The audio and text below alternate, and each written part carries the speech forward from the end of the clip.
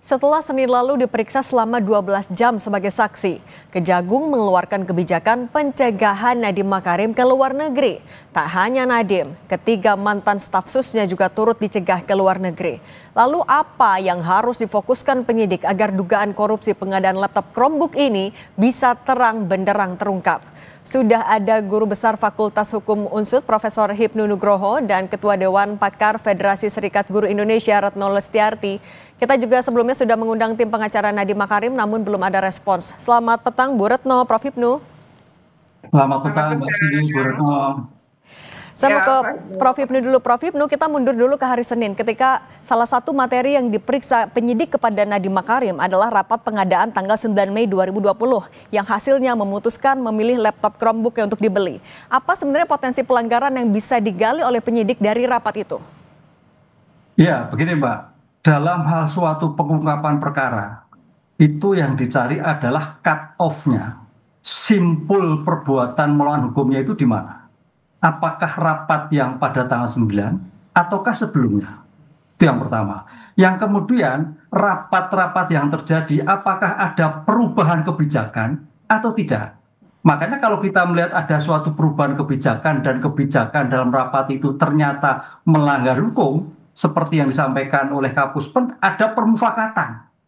Permufakatan yang harusnya adalah pada rapat sebelumnya dikatakan tidak efektif pengadaan laptop menjadi tetap dijalankan. Disitulah sebagai bentuk sumber kejahatannya atau sumber informasinya, sumber permasalahannya yang merubah dari tidak efektif menjadi tetap dilaksanakan. Kemudian dari suatu kesepakatan rapat yang harusnya merubah spek atas suatu pemilihan jenis juga dilaksanakan. Disitulah Mbak saya kira cut off melihat suatu simpul-simpul kejahatannya muncul dari itu. Kalau itu sudah dapat diketahui tentang permufakatan, gampang itu tentang tindakan-tindakan pengungkapan selanjutnya. Begitu kira-kira. Oke, tapi Prof Hipnu sedikit saja, kalau terkait dengan kebijakan pengadaan sesuatu barang di kementerian, apakah dari pengalaman sebelumnya Menteri selalu mengetahui kebijakan ini secara detail? Ya, kita melihat Menteri adalah sebagai pengguna keuangan. Oke. Pengguna keuangan. Pengguna keuangan itu bertanggung jawab, Mbak.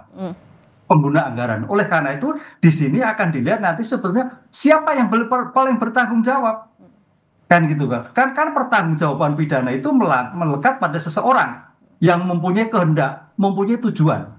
Pertanyaannya, perubahan dari tidak efektif menjadi efektif, perubahan yang menjadikan itu kehendak menteri atau bukan.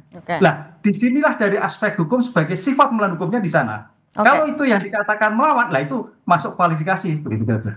Oke, kalau Bu Retno, Anda dari FSGI, pengamatan Anda sebenarnya bagaimana realisasinya untuk program pengadaan laptop Chromebook ini? Apakah sebenarnya sudah tepat sasaran, efektif juga untuk pelaksanaannya sejauh ini?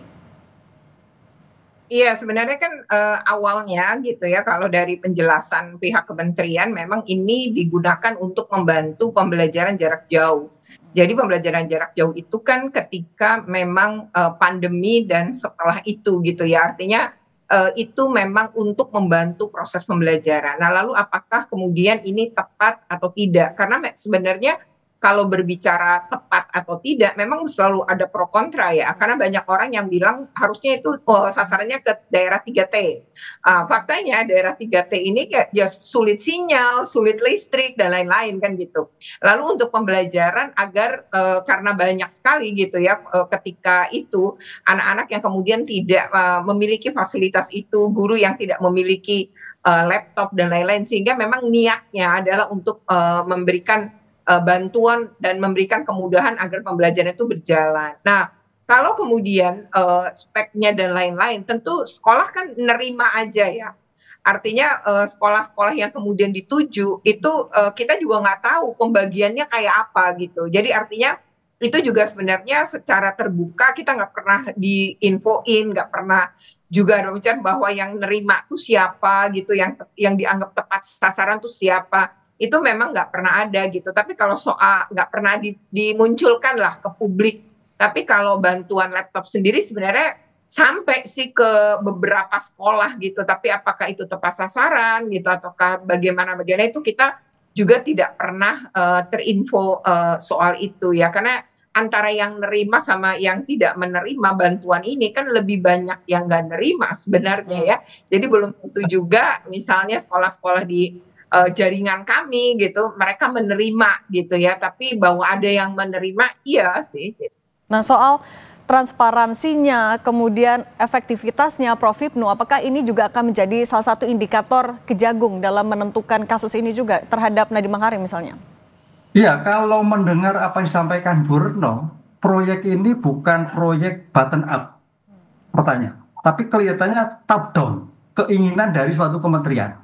Sehingga makanya kalau button up mungkin Bu Retno tahu keadaan terjadi, keinginan di daerah. Tapi kalau keinginan dari pusat, berarti disinilah saya kira sebagai bentuk transparansi yang ada pada pihak kementerian, yang kemudian disosialisikan, yang kemudian dilihat satu aspek kebutuhan.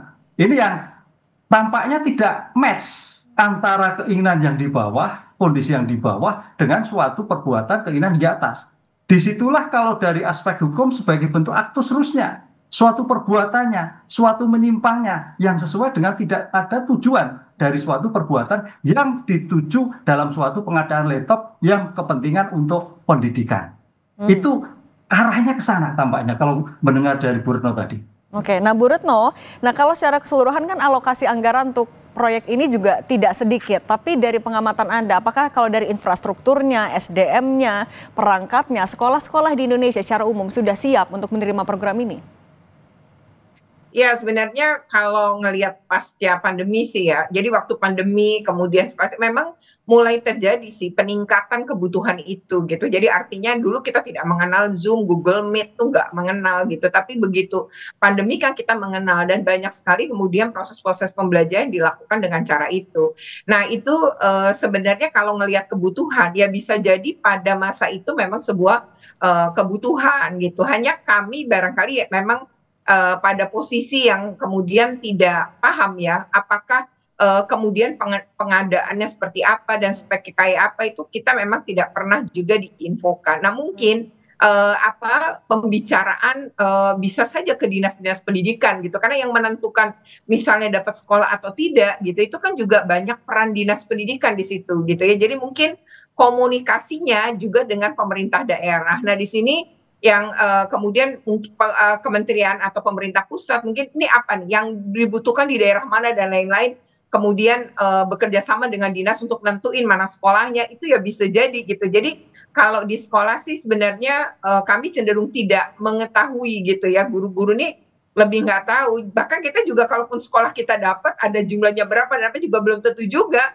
diumumkan oleh pihak sekolah ya sebenarnya. Tapi kalau terjadi peminjaman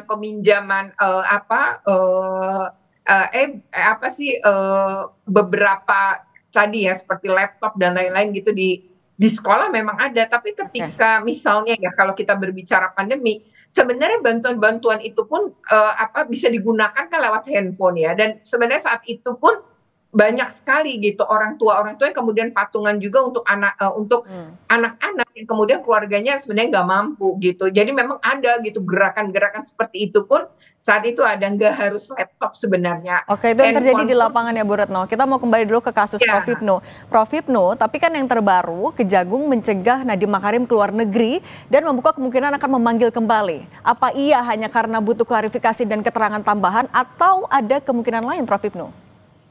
Ya, kalau kita melihat suatu kasus-kasus yang terjadi, seseorang yang terkait dicekal, memang betul itu sebagai saksi.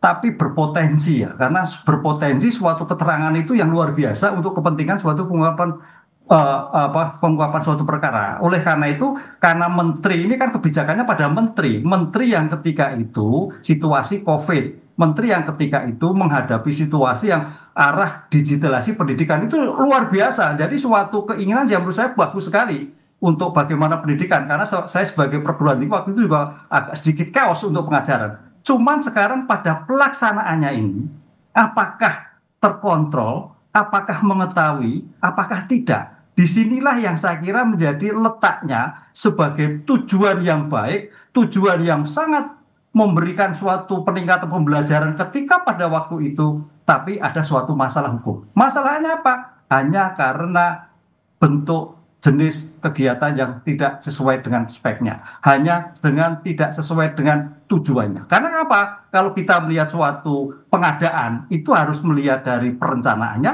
dari pelaksananya, dari kontrolnya. Tadi ini pelaksana atau tidak, sesuai atau tidak. Disinilah saya kira yang menjadikan suatu permasalahan hukum yang sekarang disidik oleh Kejaksaan Agung. Nah, kalau dari Bu Retno, sebenarnya untuk memberantas potensi korupsi di dunia pendidikan, harus mulainya dari mana, Bu Retno?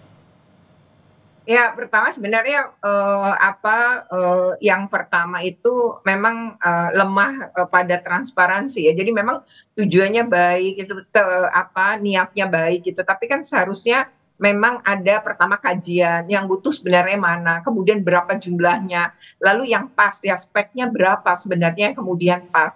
Nah, ini kayaknya tidak didahului dengan itu. Padahal sebenarnya sebuah kebijakan salah satunya gitu ya, kebijakan itu akan baik, kebijakan itu efektif yaitu jika salah satunya kan bermainnya di data ya, sehingga data ini yang kemudian nampaknya lemah. Kemudian yang kedua kan ketika ini disebarkan ya, misalnya ke seluruh daerah gitu ya, kemudian ke banyak sekolah gitu. Nah, bagaimana pengawasannya ini gitu. Jadi sebenarnya ini kan harusnya ada bentuk-bentuk yang pengawasan hingga pada posisi di daerah juga. Misalnya bagaimana inspektorat juga kalau memang ada hubungannya pemerintah daerah dengan pemerintah pusat gitu, kemudian ada pembagian, harusnya kan juga ada bentuk-bentuk pengawasan. Nah, ini yang nampaknya tadi ya, pencegahan kan lebih baik gitu. Nah, nampaknya itu tidak, mungkin karena orang percaya aja di masa itu begitu memang dibutuhkan, kemudian ada, jadi seolah-olah tuh ya udahlah yang penting untuk kebaikan, dan padahal kan sebenarnya enggak, karena ini kan uang negara ya. Artinya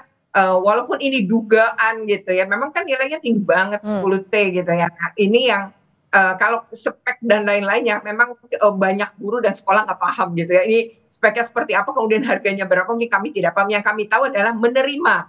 Dan kalau jumlah mungkin benar-benar diterima, tapi bagaimana speknya dan bagian itunya mungkin itu ya yang kemudian bisa saja terjadi markup dan lain-lain gitu ya. Kita kan sebenarnya juga nggak tahu. Oke, Prof. Ibnu, terakhir, ketika nanti Nadiem Makarim sudah dijadwalkan pemanggilan ulang atau pemeriksaan ulang, apa yang akan jadi fokus penyidik untuk dipastikan ke Nadiem Makarim? Mungkinkah nanti akan sudah ada penetapan tersangka siapapun itu? Ya, kalau kita melihat sebagai bentuk kasus Kemenristek ini kasus yang sederhana. Karena apa? Lokusnya sudah jelas, 1922. Temposnya jelas, ada di tingkat kementerian, kan gitu kan. Lokus temposnya jelas. Sekarang sebetulnya tinggal menentukan siapa yang paling bertanggung jawab atas kasus ini. Kan itu. Apakah pengguna anggaran, yaitu kementerian, apakah hanya PPK, pejabat pembuat komitmen. Kalau pejabat pembuat komitmen, kasihan, itu hanya eksekutor. Tapi eksekutor ini karena tidak bisa menolak, karena intervensi. Intervensi pimpinan yang harus melaksanakan. Disitulah saya kira dua hal ini yang harus menjadikan pertanggungjawaban sebagai pengguna anggaran dan sebagai pelaksanaan yang mungkin tidak mau menolak atau tidak berani menolak atas suatu tindakan yang begitu, sehingga terjadi suatu tindakan korupsi. Inilah saya kira menjadikan suatu titik poin pertanggungjawaban dalam suatu kejahatan tersebut. Apalagi kalau ke menteri, memang dalam suatu konteks ada pertanggungjawaban struktural. Misalkan seandainya Pak Menteri nggak ngerti tapi pertanggungjawaban struktural bagaimana? Dia harus mengecek, mengevaluasi, bermanfaat atau tidak, bertujuan. Disitulah nanti aspek hukum berkembang. Pasal mana akan dilakukan oleh Kejagung. Itu Pak yang nanti kita lihat, kita tunggu rumusan daripada Kejaksaan Agung untuk menilai paling bertanggung jawab siapa dalam kasus ini. Oke, siapa yang paling bertanggung jawab itu yang dicari. Terima kasih Prof. Hipnu Nugroho dan Bu Retno Listiarti sudah berbagi di Kompas Petang. Sehat selalu semuanya.